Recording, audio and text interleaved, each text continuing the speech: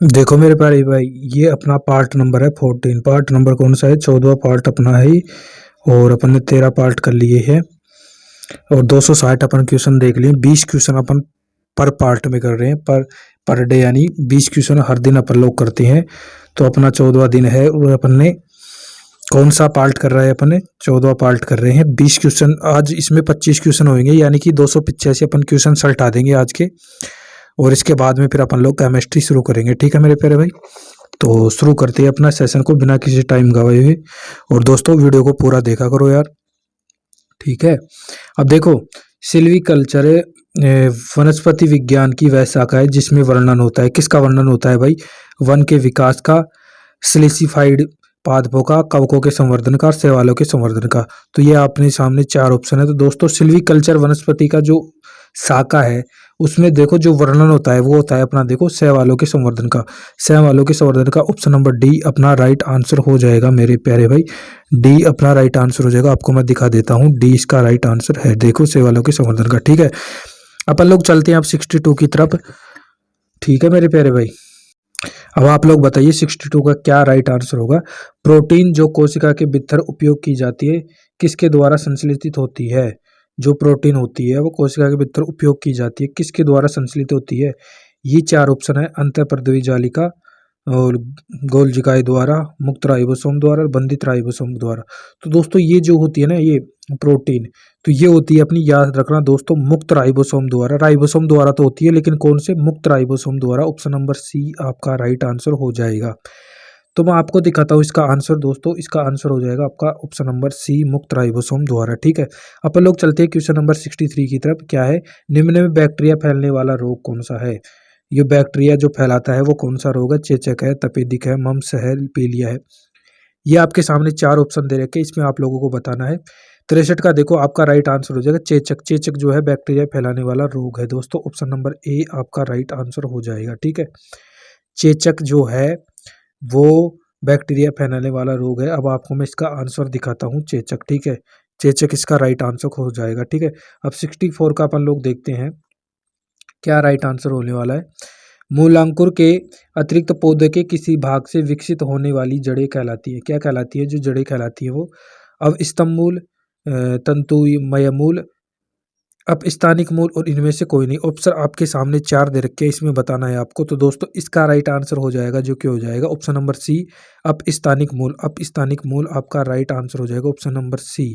ठीक है, अपस्थानिक मूल आपका राइट आंसर हो जाएगा। ठीक है, अपन लोग चलते हैं 65 की तरफ। 65 अपना आंसर देखिए क्या है। क्वेश्चन पढ़ेंगे पर सबसे पहले, मूलांकुर से विकसित होने वाली जड़ें कहलाती है। जो मूलांकुर से विकसित होती है वो जड़ें कहलाती है।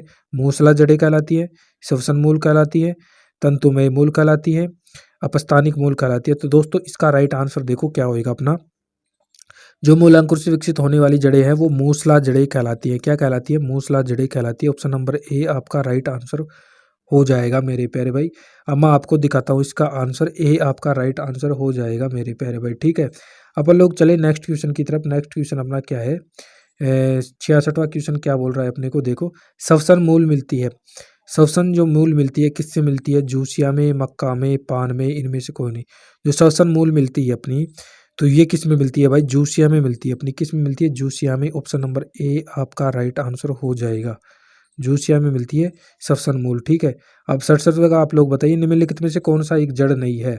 निम्नलिखित में से कौन सा एक जड़ नहीं है? जड़ बताना है। शकरकंदी है, मूली है, आलू है, गाजर।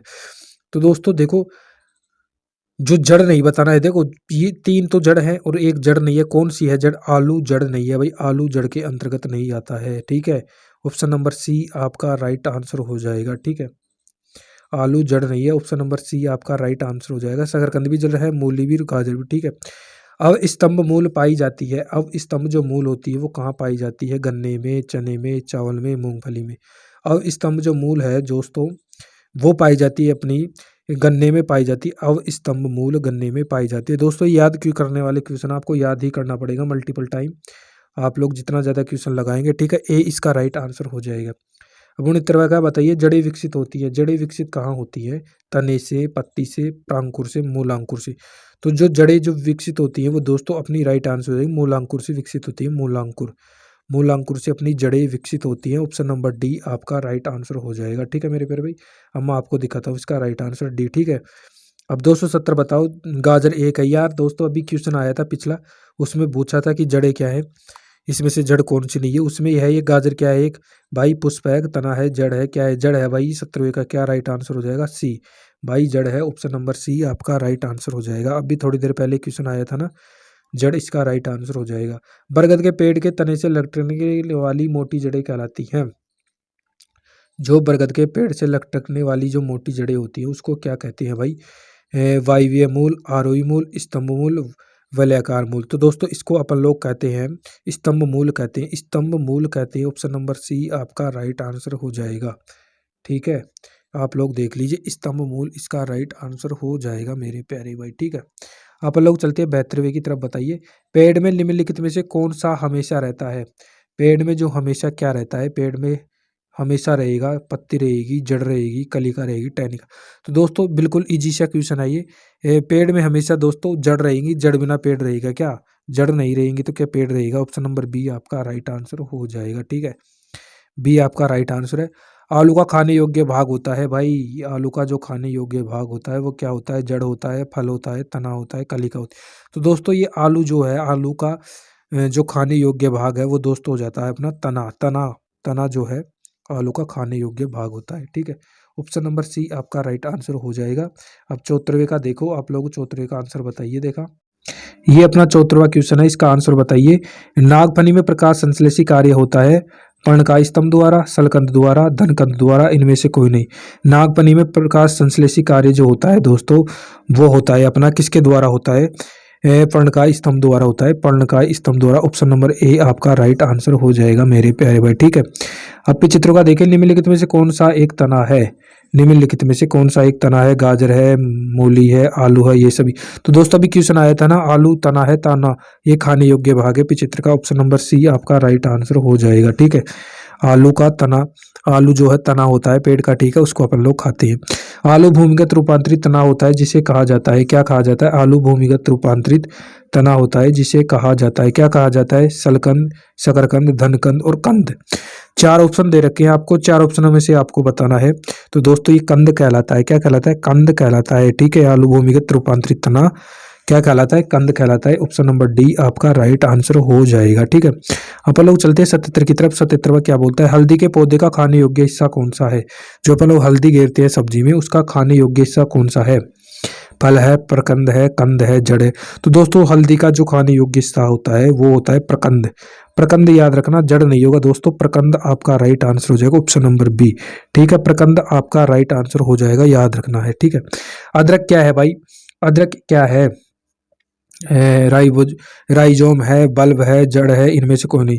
जो अदरक है वो अपनी है राइजोम, राइजोम है भाई, अदरक अपनी एक राइजोम होती है। ठीक है, ऑप्शन नंबर ए आपका राइट आंसर हो जाएगा, राइजोम होती है अदरक। ठीक है, अब 79 का बताइए, प्याज किसका परिवर्तित रूप है। प्याज है जो किसका परिवर्तित रूप है, जड़ का है, पुष्प का है, तना का है, फल का है।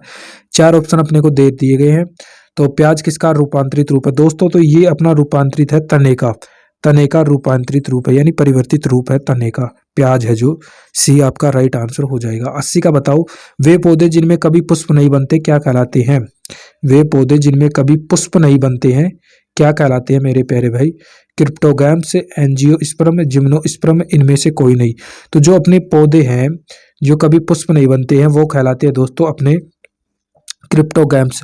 क्रिप्टोगैम्स ऑप्शन नंबर ए आपका राइट आंसर हो जाएगा, क्रिप्टोगैम्स कहलाते हैं। आपको दिखाता हूँ इसका आंसर, ए आपका राइट आंसर हो जाएगा। दोस्तों अपने 5 क्वेश्चन और बच रहे हैं दोस्तों। इससे पहले अगर आपने इस सेशन को लाइक नहीं है किया है तो लाइक कर दीजिए, चैनल को सब्सक्राइब नहीं किया तो चैनल को सब्सक्राइब कर दीजिए मेरे प्यारे भाई।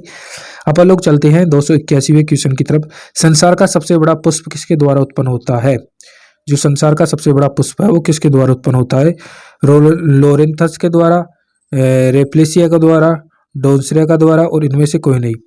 तो इसका राइट आंसर हो जाएगा मेरे प्यारे भाई रेप्लिसिया के द्वारा। ऑप्शन नंबर बी आपका राइट आंसर हो जाएगा, रेप्लिसिया के द्वारा इसका राइट आंसर है। संसार का सबसे बड़ा पुष्प उत्पन्न होता है रेप्लिसिया के द्वारा, बी आपका राइट आंसर हो जाएगा।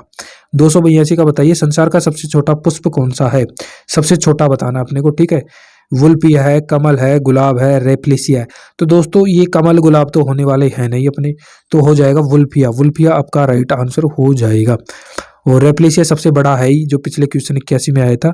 वुल्फिया आपका राइट आंसर हो जाएगा, ऑप्शन नंबर ए आपका राइट आंसर हो जाएगा। ठीक है, अब आप लोग बताइए तराशी का जीवन चक्र की दृष्टि से पौधे का सबसे महत्वपूर्ण अंग कौन सा है? जीवन चक्र की दृष्टि से पौधे का सबसे महत्वपूर्ण अंग बताना है। तना है, जड़ है, पुष्प है, पत्ती। तो दोस्तों नॉर्मल सा क्वेश्चन है ये, मतलब कि जीवन चक्र की दृष्टि से पूछ रहा है, जीवन चक्र की दृष्टि से। ठीक है, तो जीवन चक्र की दृष्टि से अपना हो जाएगा पुष्प। पुष्प दोस्तों पहले पुष्प आएगा, फिर उसका फल आएगा, फिर उसका बीज बनता है। तो ऑप्शन नंबर सी आपका राइट आंसर हो जाएगा, पुष्प। ठीक है मेरे प्यारे भाई, सी इसका राइट आंसर हो जाएगा। तो ठीक है, पुष्प इसका राइट आंसर हो जाएगा। अब देखो 84, कौन एक जीवित जीवाश्म कहलाता है? कौन एक जीवित जीवाश्म कहलाता है? कौन सा है मेरे प्यारे भाई? जिनकगो, साइकस, पाइनस, इनमें से कोई नहीं। तो जो अपना जीवित जीवाश्म कहलाता है वो कहलाता है दोस्तों जिनकगो। जिनकगो आपका क्या कहलाएगा? राइट आंसर कहलाएगा जिनकगो, जीवित जीवाश्म कहलाएगा। ऑप्शन नंबर ए आपका राइट आंसर हो जाएगा। दोस्तों आज का लास्ट क्वेश्चन ना 85वां। आज अपन ने 25 क्वेश्चन किए हैं और इसके बाद में अपन लोग इसको थोड़ा ब्रेक देंगे सेशन को, फिर अपन केमिस्ट्री स्टार्ट करेंगे। ठीक है, दमा एवं खांसी के रोगों में काम आने वाली औषधि इन्फेड्रिन किससे प्राप्त होती है? जो इन्फेड्रिन औषधि होती है वो किससे प्राप्त होती है? पाइनस से, जूनिपेरिस से, साइकस से, इफेड्रा से। तो दोस्तों जो दमा व खांसी की जो रोगों की काम आने वाली औषधि होती है वो दोस्तों अपनी होती है इफेड्रा। इफेड्रा से आपकी जो ये प्राप्त होती है औषधि। ठीक है, डी आपका राइट आंसर हो जाएगा, इफेड्रा। ठीक है मेरे प्यारे भाई, आपको सेशन कैसा लगा कमेंट करके आप लोग बताइए। और आप लोगों ने अभी तक सेशन को लाइक नहीं किया, सेशन को लाइक कर लीजिए। चैनल पर नए हो तो चैनल को भी सब्सक्राइब कर लीजिए। और दोस्तों मिलती है अपन नेक्स्ट वीडियो में। धन्यवाद। ठीक है मेरे प्यारे भाई, धन्यवाद, बाय।